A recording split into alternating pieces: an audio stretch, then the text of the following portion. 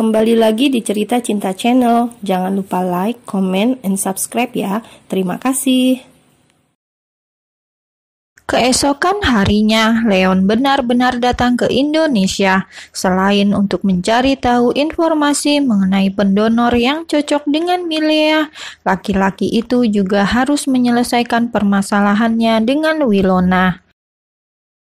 Leon datang ke rumah sakit terlebih dahulu untuk mencari informasi mengenai pendonor Lea. Mohon maaf, kami tidak bisa memberikan data diri pendonor, tetapi kami sudah mencoba menghubungi beliau dan katanya akan ke Singapura untuk bertemu langsung dengan pasien. Jelas dokter yang Leon temui saat di rumah sakit Jakarta. Leon terpaksa pulang dengan tangan kosong karena sang dokter juga tidak bisa memberikan data pasien mereka. Namun, pendonor itu rupanya sudah bertemu dengan Rindu di rumah sakit tempat Lea dirawat. Jadi, yang akan menerima donor sel punca itu gadis kecil ini? Tanya seorang pemuda berparas tampan yang memakai masker untuk menutup wajahnya. Itu adalah prosedur rumah sakit untuk pengunjung karena kondisi Lea rentan sekali. Jadi, setiap pengunjung yang datang harus dipastikan sehat dan memakai masker. Iya, dia putri saya. Apakah Anda bersedia mendonorkan sel Anda untuk anak saya? Rindu masih belum tahu identitas asli pemuda yang hasil tesnya cocok dengan Milea itu. Kita bicarakan di luar bagaimana? Rindu dan laki-laki itu akhirnya keluar dari ruangan Lea dan mereka bisa saling bicara tanpa memakai masker. Saya akan bantu Lea, tapi tolong jangan sampai wartawan tahu. Kamu pasti tidak asing denganku, kan? Bukankah kamu seorang artis besar?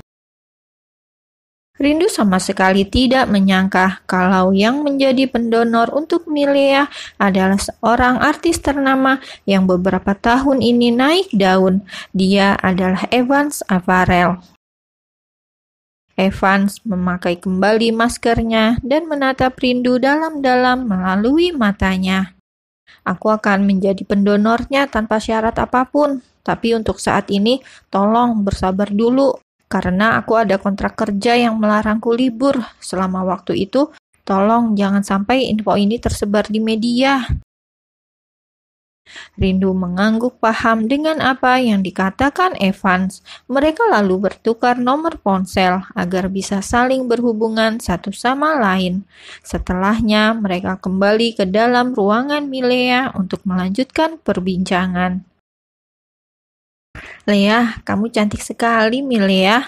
Om yakin kamu pasti akan segera sembuh. Evans mengusap rambut Milea yang rontok di bantal.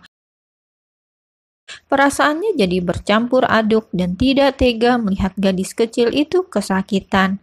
Adiknya pernah berada di posisi yang sama, yang sayangnya gagal untuk diselamatkan. Jadi, Evans tahu bagaimana posisi Rindu dan Lea saat ini. Sementara itu, Leon datang ke rumah Wilona atas permintaan ibu tunangannya itu. Katanya, semenjak Leon bersitegang dengan papa Wilona waktu itu, dia tidak mau makan dan keluar kamar. Gimana keadaan Wilona, Tante? Tanya Leon saat Mami Wilona menyambutnya di pintu utama. Ibunda Wilona itu mendesahkan nafas kasar dan menggeleng lemah. Jelas saja dia sangat sedih karena putrinya bertingkah kekanak-kanakan dengan menyiksa diri sendiri. Dia nggak mau makan, nggak mau ngapa-ngapain. Pokoknya cuma diem di kamar dan ngelamun. Mami nggak tega lihatnya, jawab Ibunda Wilona. Leon meminta izin untuk menemui Wilona dan bicara empat mata dengan gadis itu. Sebagai laki-laki, dia punya tanggung jawab untuk menjaga dan melindungi Wilona karena mereka sudah bertunangan. Namun, semenjak ada Lea, Leon seolah melupakan kehadiran Wilona. Laki-laki tampan itu mengetuk pintu kamar Wilona yang tertutup rapat. Aku nggak mau diganggu. Suara Winona terdengar jelas meski sangat lemah. Hal itu seakan menunjukkan bahwa di dalam sana Winona tidak baik-baik saja. "Ini aku, Winona, Leon!" teriak Leon dari luar kamar Winona. Tidak lama, Winona keluar dari kamarnya dengan rambut yang awut-awutan. Dengan sisa tenaga yang lemah, gadis itu mengikat rambutnya dan menatap Leon. "Ada apa?" tanya Winona. Tatapannya begitu sayu dan wajahnya sembab. Pasti dia sudah banyak mengeluarkan air mata. "Kamu kenapa? Gak ada telepon aku sama sekali." Leon meraih tangan Winona. Tubuhnya jadi terlihat kurus, padahal baru beberapa hari yang lalu mereka bertemu dan Winona masih sangat bugar. Sekarang dia tampak seperti wanita penyakitan yang juga tidak memiliki impian. "Aku nggak telepon, kamu juga nggak ada inisiatif telepon kan?" balas Winona. Hatinya kembali rapuh dan buliran bening kembali mengalir di pipinya. Semenjak rindu kembali, Winona merasa dicampakkan oleh tunangannya itu. Sakit memang, padahal dalam hal ini dia juga tidak bersalah. "Maaf, aku terlalu sibuk, Winona. Aku pikir ini adalah waktu yang tepat buat kita memikirkan lagi hubungan kita. Aku nggak mungkin ninggalin Lea," kata Leon sembari menghapus air mata Winona. Gadis itu tidak tahan lagi dan akhirnya memeluk laki-laki yang seharusnya menjadi calon suaminya itu. "Kamu tahu, aku nggak mau putus, Kak Leon. Tolong perjuangkan aku." Winona menangis kencang dan Leon membalas dengan memeluk gadis itu dengan erat. "Maafkan aku, Winona. Maaf. Kak Leon jahat. Apa selama ini aku memang gak pernah ada artinya? Kenapa kamu gak mau perjuangin aku?" "Semua tergantung papa kamu, Winona." Winona berteriak, tangannya mencengkram kuat jaket yang dikenakan Leon. Sementara Leon hanya bisa pasrah karena keputusannya sudah bulat. Kalau keluarga Winona tidak bisa menerima Lea, maka dia akan mengakhiri hubungan mereka. Saat Leon membiarkan Winona meluapkan amarahnya, tiba-tiba saja suaranya melemah. Tangan Winona yang mencengkram jaket Leon juga mengendur. Lalu dalam sekejap wanita itu pun pingsan. Winona dilarikan ke rumah sakit karena kondisinya yang cukup parah dan mengkhawatirkan. Wanita itu harus dirawat untuk memulihkan kondisi kesehatannya. Saat ini, Winona sedang beristirahat dan Leon tengah menatapnya yang sedang baru saja terlelap.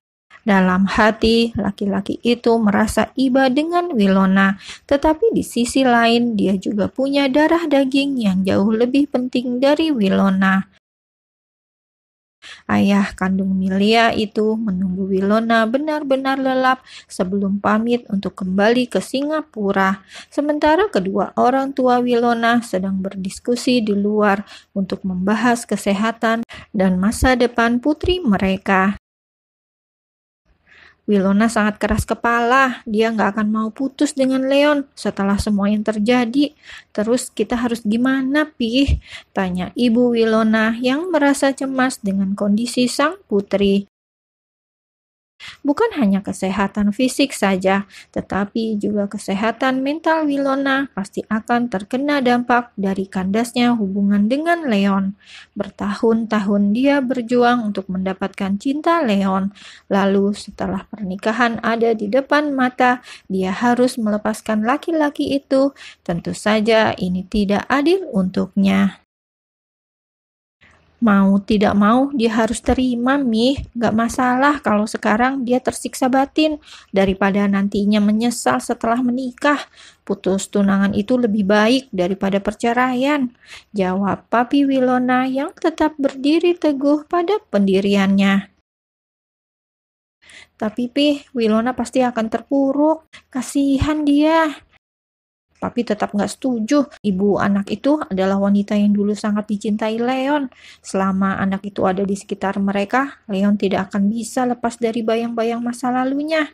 Lalu, apa yang akan terjadi dengan Wilona kita? Dia hanya akan menjadi pelengkap kebutuhan biologis suaminya. Ayah Wilona sepertinya juga sama keras kepalanya dengan Wilona. Tidak ada yang bisa mereka lakukan lagi selain memutuskan hubungan dengan Leon. Kalau wanita itu mau pergi dari hidup Leon, apa Papi mau merestui pernikahan Wilona dan Leon? Tanya Mami Wilona. Pasangan suami istri itu saling bertatapan. Sepertinya Mami Wilona memiliki rencana lain demi kebahagiaan putrinya. Pintu ruang perawatan Wilona terbuka. Kedua orang tua gadis itu masuk dan melihat Leon yang masih menunggu putri mereka. "Om, Tante," sapa Leon dengan sopan. "Wilona sudah tidur?" tanya Mami Wilona berbasa-basi. Leon melirik ke arah tunangannya yang sudah memejamkan mata sejak tadi. Lalu dia bangun dari kursi dan menjawab, "Sepertinya dia sudah nyenyak, Tante. Saya pamit karena harus kembali ke Singapura." Hanya Mami Wilona yang masih bersikap ramah pada Leon. Calon ayah mertuanya sudah banyak berubah, tetapi itu sama sekali tidak mempengaruhi Leon. Laki-laki itu pamit pulang tanpa menunggu Wilona bangun. Hubungannya dengan gadis itu akan benar-benar berakhir setelah Wilona mengembalikan cincin pertunangan mereka, karena dalam hal ini keluarga mereka yang berniat membatalkan.